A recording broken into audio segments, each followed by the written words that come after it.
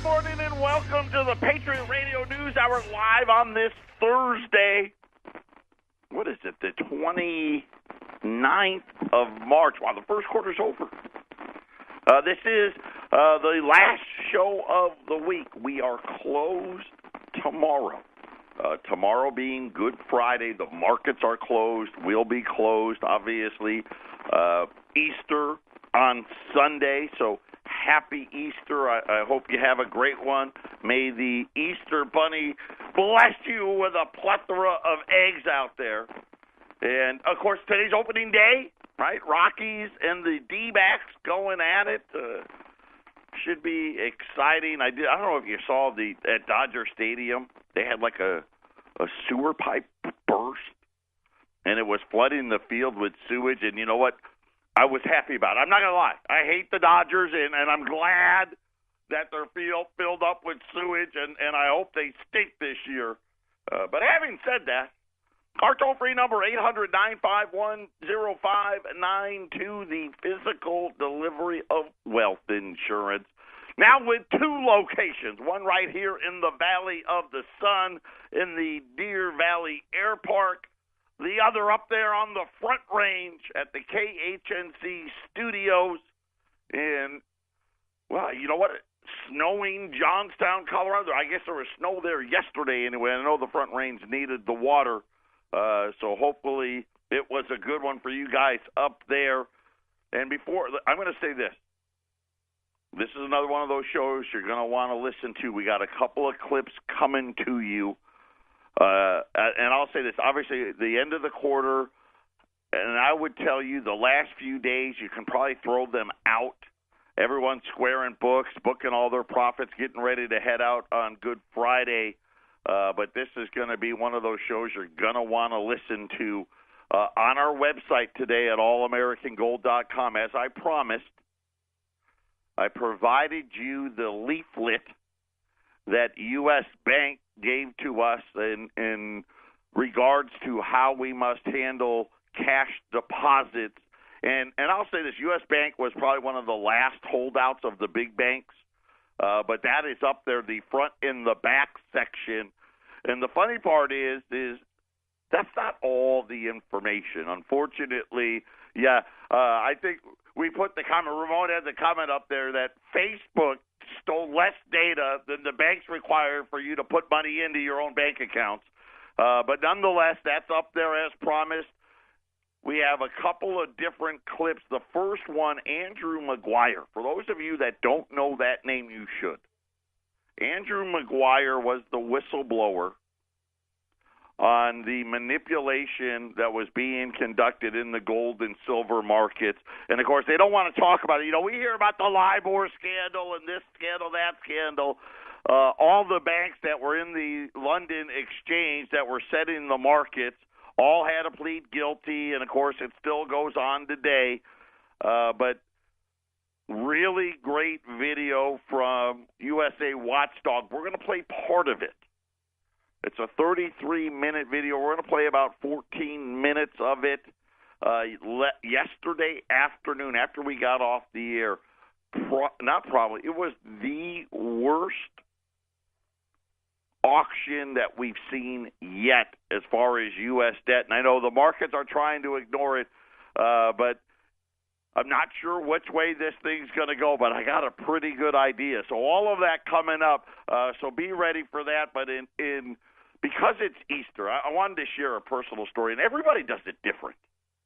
And, you know, when I got married, and me and my wife, when we first had Easter, I kind of, you know, I told her what we did growing up, and we thought that was kind of fun, so we did that while the kids were younger. At my house growing up, the Easter Bunny hid your Easter baskets. And you had to, you know, you wake up in the morning, and you had to go find them. And when you were young, they put them in you know, easy spots. You know, it was in the oven. The couch was pulled out from the wall, and it was behind the couch. And as we got older, now you imagine, there's four of us, right? Me and my four brothers. And the older you were, the harder they hid the basket. I got to give my parents a ton of credit because, you know, there's only so many places that they could hide it. One of the rules that they had was that it wouldn't be upstairs. And they didn't want it upstairs because they knew that we're going to get up at, 6 o'clock in the morning and start ransacking the place. But the last year that we did it, at least that I remember them doing it, I was like 12 or 13.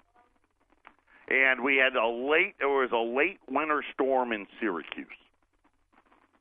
And my mom and my dad were up and were getting ready to go to church, and I'm the only one that hadn't found my basket yet. And I'm trying not to cry like what the Easter Bunny, which I knew was my parents at that point. But the Easter Bunny screwed me, right? I don't have an Easter basket. And we had this big snowstorm, and my mom said, "Everyone get your snowmobile suits on." And I go to put my foot in my snowmobile suit, and what is it? Yep, it was my Easter basket. They got me good. I was so, I laugh about it now, but I was literally like everything my eyes were welled up. I was all upset. And, so there you go. So if you want to do that, knock yourself out, hide your kids' Easter baskets, and make them go find it. There you go. 800-951-0592. Got a great show lined up for you. What is Andrew Maguire up to, and what happened at the Treasury auctions yesterday? 800-951-0592. The very first article today at allamericangold.com is a video with Andrew Maguire. And one of the things that, the headline, 1,000-to-1 leverage, talking about the paper gold and paper silver markets, which is really nothing more than, in as far as I'm concerned, it's just a criminal organization where they allow the banks to manipulate. No one should ever be allowed. Leverage is fine. It is. That's okay. You want to leverage up at 1,000. It's ridiculous. That's how many paper contracts are traded against the actual physical asset itself. But he has teamed up with an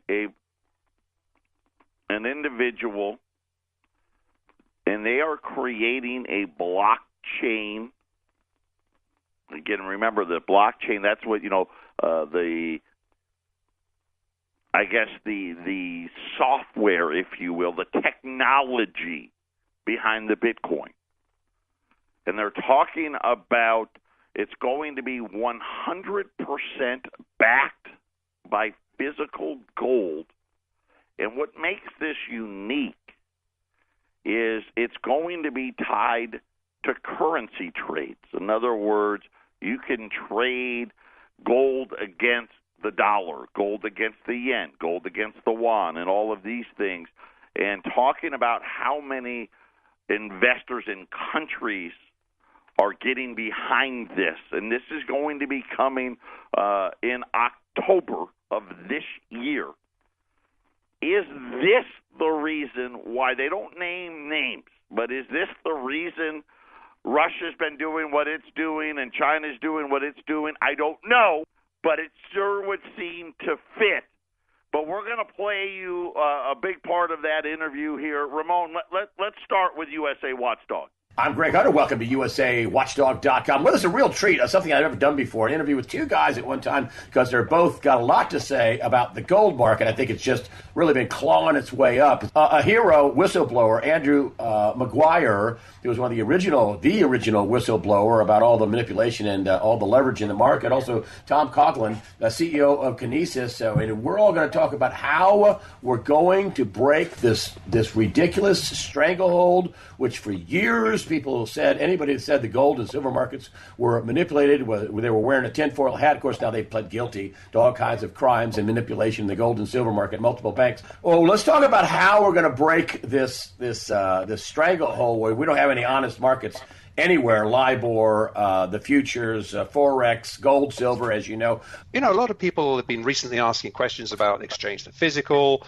Look at these massive flows. I mean, we're talking about thousands of tons of silver. Literally this month alone in March, in the last 18 days, we've seen something like 5,000 tons of silver exiting the system. Well, that's just not plausible, as we know. So where is this going?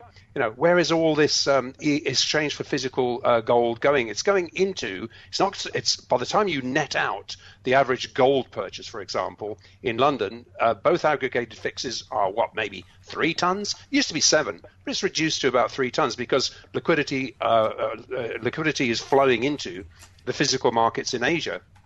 And so, and through exchanges like the allocated bullion exchange, which provides alternatives to London. But so what we're seeing is something like a difference between the exchange for physical that comes out every single day through the reported CME reports, and the difference is about 29 tons. That's a hell of a lot of gold. 29 tons rolls off the tongue as if it's nothing. 29 tons of gold is unaccounted for. And that is, I'm talking about an exchange for physical coming out of the COMEX, and even accounting for EFP flows or into GLD or iShares, still about 29 tons that is totally unaccounted for per day, single day. So where is this going? And this is, we even think 1,000 to 1 is probably, it's not out of this realm. And so where is it going? Well, I did some research this last week, and I shared this with some people. If you look at the Office of the Comptroller report, and you look at the conditions for getting away with, essentially, for not reporting, the too big to fail banks essentially have to report to the Office of the Comptroller that they're not leveraging to a degree that is going to cause the taxpayer issues. However, there's some little clauses in there which say you don't have to report anything that's less than 14 days, that has an expiry of less than 14 days. So what we're seeing is these exchange for physicals flywheeled into a paper market that is then rolled into a forward of a duration of less than 14 days and then eternally rolled. So we are dealing with a major situation here. So sounds like a major crime. It sounds like just major manipulation continuing. Yeah, it is, but it has to be, to the degree that this has to be getting a free pass. There's only one institution that could possibly get away with doing with dealing with that kind of volume or flywheeling that kind of volume, and that would obviously be the Bank of International Settlements. So, which is the central bank of central banks, and each end of month at 3 p.m. likely close to $1 trillion worth of derivatives expire at 3 p.m. on the last Friday of each month in London. And we always see, and you'll see it again, you'll see a decline in the price into to their sweet spot, so to speak. That's a lot of paper gold. Now, the trouble is, other competing governments are actually aware of this game and are playing this game. Why would you chase a price when you know that somebody of size is going to defend a derivative position that's underwater? So you simply wait and buy. And then, but here's the thing about kinesis, though. I mean, we're talking about a market that is at the margin, so tight. This physical paper market balance is already at the margin.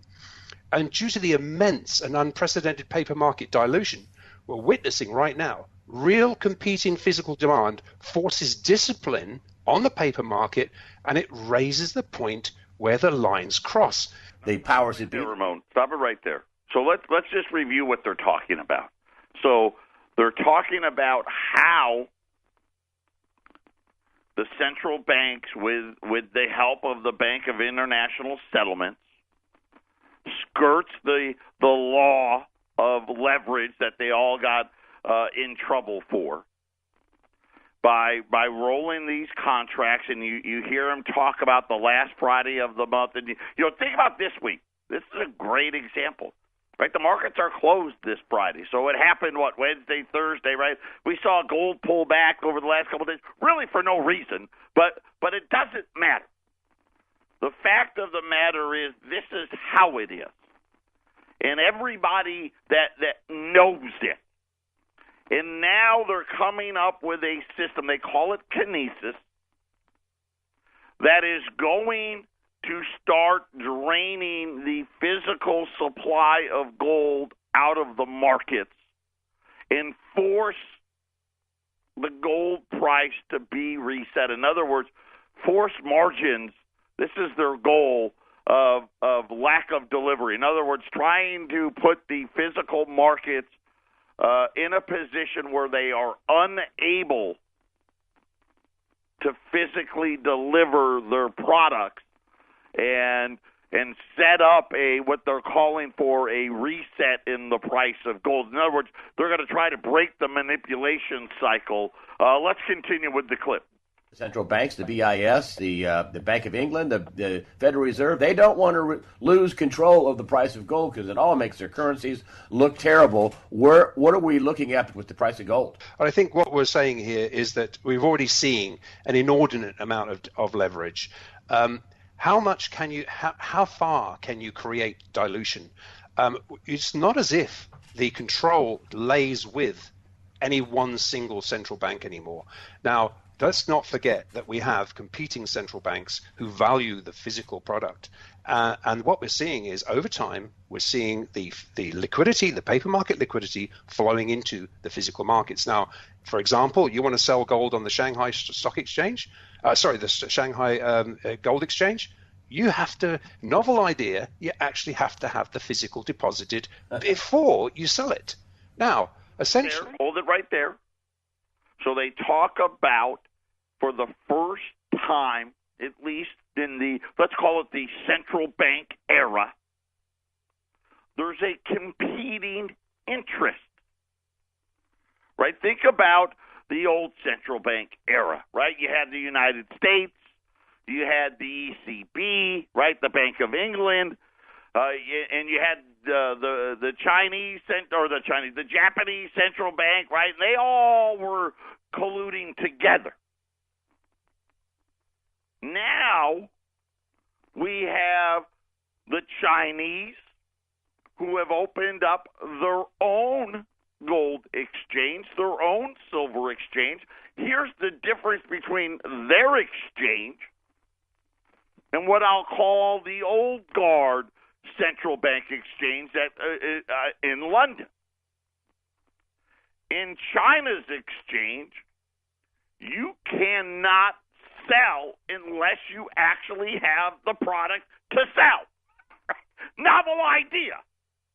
And then you think about what the Russians have been doing, right? You think about what India's been doing. You think about what the Middle Eastern countries have been doing. And all of a sudden now you've got this scenario here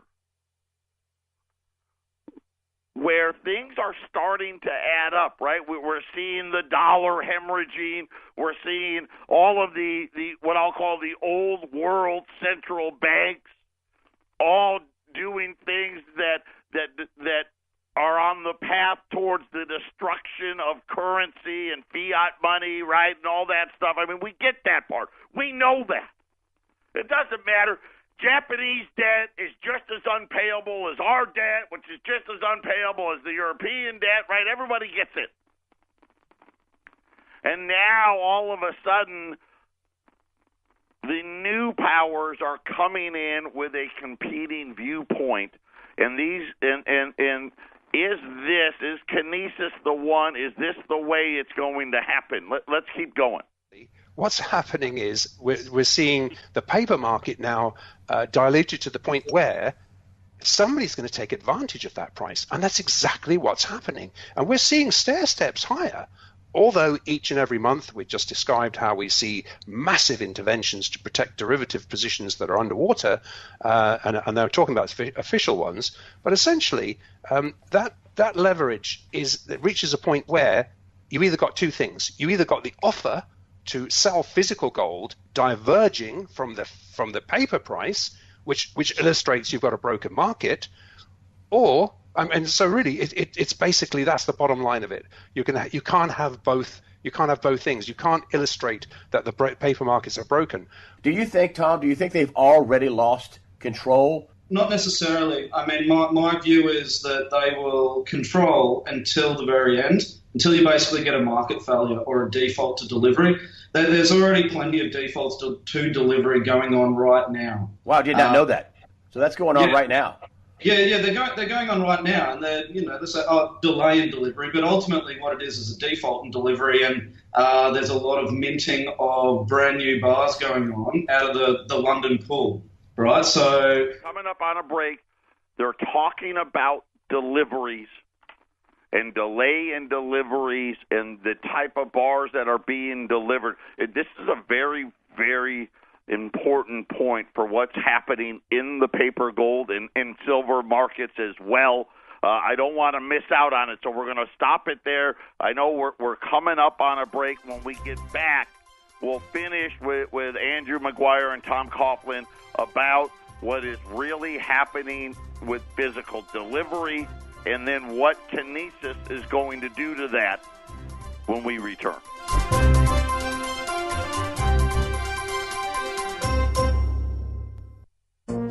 This is the Phyllis Schlafly Report, a daily look at the significant issues of our time from an experienced conservative perspective. Sponsored by Phyllis Schlafly Eagles, this broadcast continues the legacy of Phyllis Schlafly and stands against forces that mock traditional values, slander America, and redefine the family. Now, the president of Phyllis Schlafly Eagles, Ed Martin. We often see protests and even riots over conservative speakers attending campus events in places like the University of California. But last month, a campus showdown happened much closer to home for Middle Americans. The University of Central Oklahoma in Edmond rescinded a speaking invitation to the well-known Christian speaker Ken Ham. Ham was invited to speak on the Darwinian evolution theory. The event was arranged by a student group with the assistance of the president of the university's student body. Apparently, though, some students on campus don't believe that a college campus is the appropriate place to express views they don't agree with. Student body president Stockton Duval was bullied by a gay rights group to rescind Ham's invitation. Duval said, "I want to be very clear on this. There have been members of our campus who have tried to bully me in my decision. There is definitely something that must be done to address the issue. I am not the first person to be personally attacked by a very vocal group on campus that has little tolerance for opposing views." Ham's talk was unrelated to the marriage issue, but even with no intention of using his talk to address same-sex marriage, the LGBT activist group took offense at his mere presence and his known opinion opposing same-sex marriage. The school even tried to facilitate a compromise, asking Ham to agree that he would not discuss same-sex marriage even if it came up during Q&A. However, Ham refused that offer, saying, "I wasn't prepared to do that because I believe there should be freedom of speech, and that's what the university should allow." Ham's talk will, instead, be hosted off campus. Once again, we see that freedom of speech isn't valued if it deviates from the radical leftist agenda. It's not surprising that civil discourse has been denied yet again at another American university. What is shocking is that such a group has succeeded in censoring free speech at an institution in the heartland of the American Bible Belt. As Ken Ham reflected, I think it's going to be eye-opening to a lot of people. This has been the Phyllis Schlafly Report from Phyllis Schlafly Eagles. Do you have a college-bound son or daughter? Do you care about the next generation? At PhyllisSchlafly.com, we expose the liberal agenda and anti-Christian mindset found on most college campuses and help equip conservative students to stand up for their beliefs. Visit us at PhyllisSchlafly.com and join us again next time for the Phyllis Schlafly Report.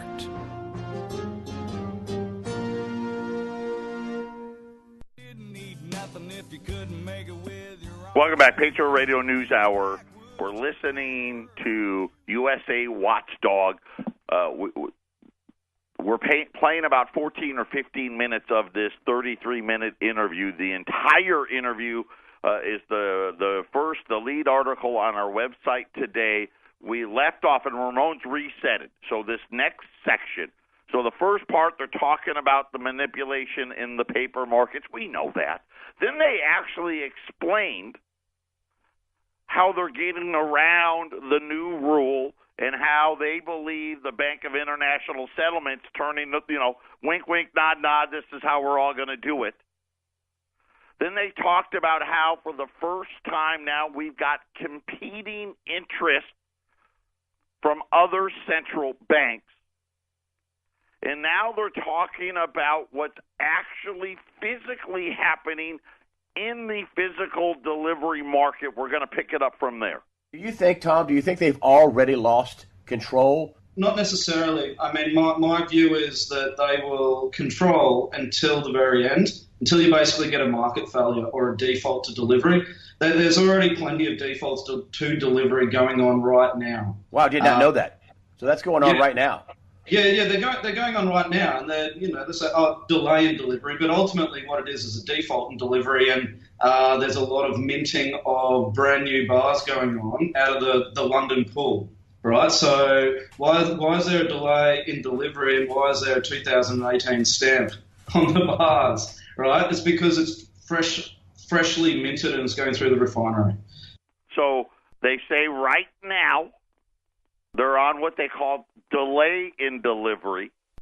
And the fact of the matter is when you get delivery now from London, all the bars are 2018.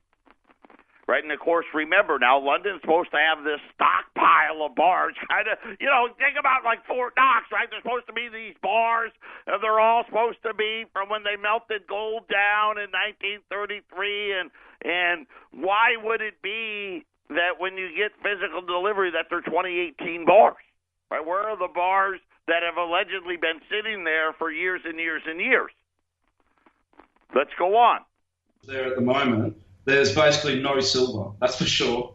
That's where the major delivery delays are coming from, and it's all freshly minted. So that's the sort of picture that we're looking at. They'll control it until the very end, until there's a market failure, and they're betting for a market failure. How close, Andrew, are we to a market failure? We're very close to a price reset. Let's think about it, Greg. What is a price reset? It is no more than settling all these, that's close to $1 trillion worth of derivatives that are underwater, unable to be delivered. It is going to be a simple paper market reset. And I suggest likely it'll happen on a Friday. You'll see a market close on a Friday. There'll be a non-default readjustment of a price for Monday morning. You're saying that you're going to go to this weekend at 1350, and then on Monday, what kind of a reset are you talking about percentage-wise? It'll be now. What you're going to do is go into a bid-only market at this point. There's not going to be any offers to sell gold when people wake up on a Monday morning, and the price is going to be the price. Now, what is the price? The price is there's a lot of above-ground physical gold available. There's years and years, decades and centuries of gold above ground. But what is the price that someone's going to want to sell it for? So in other words, what are they going to offer it for? Well, logically, you're not going to offer it at 1350, are you? You're waiting for the price to establish itself. And you're going to go bid only because, number one, you're going to see all the paper market guys left on the sidelines, and they're going to want to jump back in. And look at a pension fund. What about a pension fund that's invested in $10 million in gold in 1998? Suddenly, on the side, because they're on unallocated gold, they're on the sidelines. They've got all the protection, all the hedging that they bought is gone. So, as I say, what is that price going to be? God, Greg, I would not try and even guess what the price will be. Could it double over the weekend? Well, it could easily be, and I'm not going to guess on a price because that would just be pure speculation. Whether it's $2,000 an ounce, whether it's more than it was in 2011, we're talking about timing here as well. There are already people front running this kinesis gold-backed currency launch. Now, look, I know of 2 investor groups who formed a consortium right now to buy physical gold right now ahead of what they know is a physical price reset. Is that why the price, because I can't figure out why the price is going up. There's plenty of coins in stores, pretty much. I think we just need to look at the market and appreciate the market for what it's telling us, whether it's us or whether it's someone else. There's strength in the market. You know, you see sovereigns buying, taking physical liquidity out of the market. Like, you're going to get a massive pricing reset. What it's going to be, no one really knows, right? Who knows? You can see what's going on with sovereigns at the moment, with Russia, China, basically buying up and, trying to pull in power, basically selling their oil and gas for physical gold, bypassing the US dollar. It's very, very political what's going on, and it's a shifting of power. Failure means price reset. Is that correct? It is not going to be deemed as a default because all they're really doing is settling for cash, what they're able to settle for cash, which is paper gold positions in unallocated form, in any unallocated form. Who's going to be on the right side of this market? You can bet your life it'll be the same insiders that are always on the inside of this market. Then you're going to see a gold price that wants to appreciate. And little guys should go ahead and do what the big guys are doing in a smaller way. Buy some coins, buy some silver, buy some gold. You said that the silver hoard, the silver availability is minuscule. It's really dried up. Would you be a buyer of silver and gold in the physical if you're just a guy watching this interview that needs to spend $5,000 on some gold and silver? I wouldn't just be a buyer. I would set my whole entire macro strategy to actually being completely exposed to the space, like what I've done and like what Andy's done. So, again, be diversified. I appreciate that guy saying, hey, if it was me, I'm putting all of my assets all into the one basket. I will say this. I've been talking about silver for a long time. The setup now is there. I was unaware until yesterday, and actually Ramon and I were talking about this clip yesterday afternoon, what was happening in both the gold and the silver markets as far as the physical delivery, and it kind of makes sense, right? They're trying to hide the fact that the physical has been disappearing, and you think about what China and you think about what Russia's been doing, right? You're wondering where all this gold's going and all that silver's going, and now we kind of know what's what. Patriot Radio News Hour. We'll be back after the break. 800-951-0592. Pretty interesting. Makes a lot of sense. Now they're going to be launching this kinesis, as they call it, this blockchain in October. That is going to start I guess, if you will, the more physical pull out of these markets where they already are saying there's not any physical there, and going to force the price to be reset. That is what they're talking about. You can hear that whole clip in its entirety if you go out to allamericangold.com. It's the very first one. Listen to it. But here's what else. So you think about what that's going on. Yesterday, as we do now every day of the week, Monday through Friday, right, we've got to sell this debt.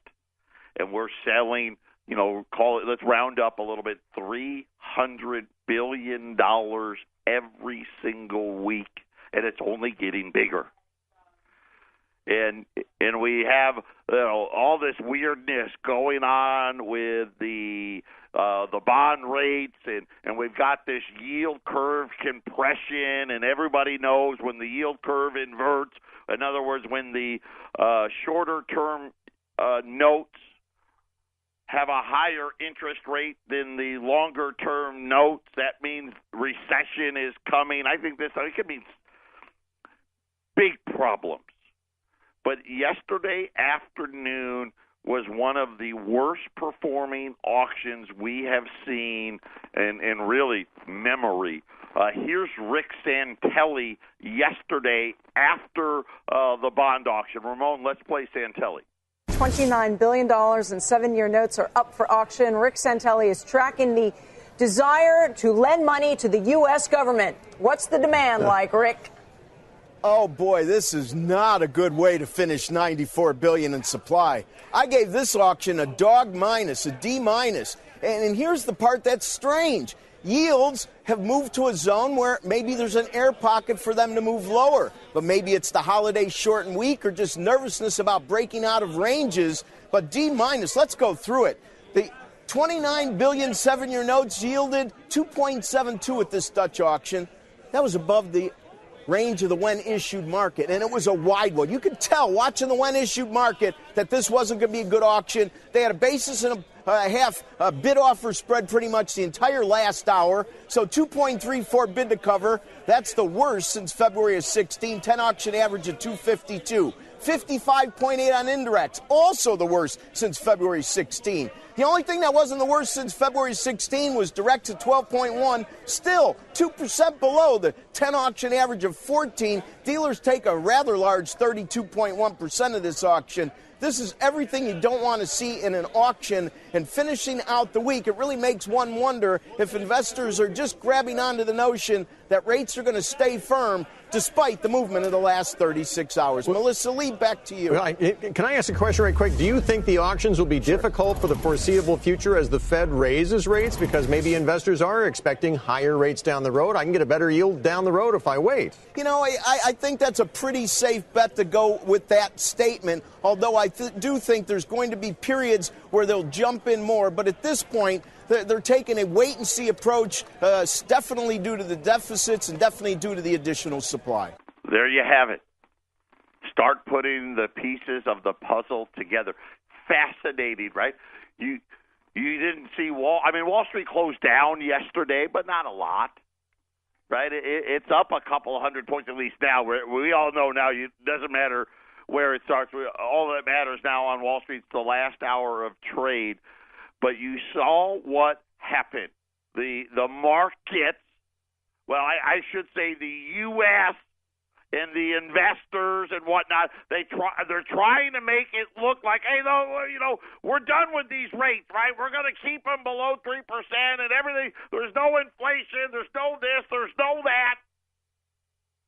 And the rates they drove the rate down. And then guess what? The foreigners didn't show up to buy any bonds. And now you got to start asking the question, what's really going to happen? And I said, maybe they're lucky, right? The markets are closed on Friday. You got Easter, right? They can all chalk it up to, we're just squaring the books, or we're doing this or doing that, but no one will notice. And then you really start thinking about what China's been doing. Notice this trade war thing, how China's done nothing. Have you noticed? Right? They haven't responded to anything. They let Trump know, okay, well, we're going to hit you back. But, Wilbur Ross was out again today saying, tariffs are coming, and nothing. And, of course, I think they know. Hey, listen, you want to start? Here's the first thing we're going to do. We're just not coming anymore. And if we don't show up to your bond auctions, right, it's over. And it's very, very interesting. We've been talking a lot about the bond market. It's very simple. And I know a lot of you try to tune out. It gets too complicated. I don't understand it. I don't understand this. It's easy to understand. We are auctioning off more debt than the world has ever seen before, and it's almost endless as they look down the road. When they look out 6 months, when they look out a year, when they look out 2 years, 5 years, 7 years, 10 years, all as they see is massive increases in the amount of debt the United States would have to sell. And guess what? Hey, if you're not going to pay a better interest rate, we're not interested. It's big trouble for the U.S. It's big trouble for the dollar. It stands to reason why now there's a competing consortium of central banks looking for an alternative. Patriot Radio News Hour, final segment coming up. Final segment for the week. Patriot Radio News Hour. We are closed tomorrow. So get your orders in, 800-951-0592.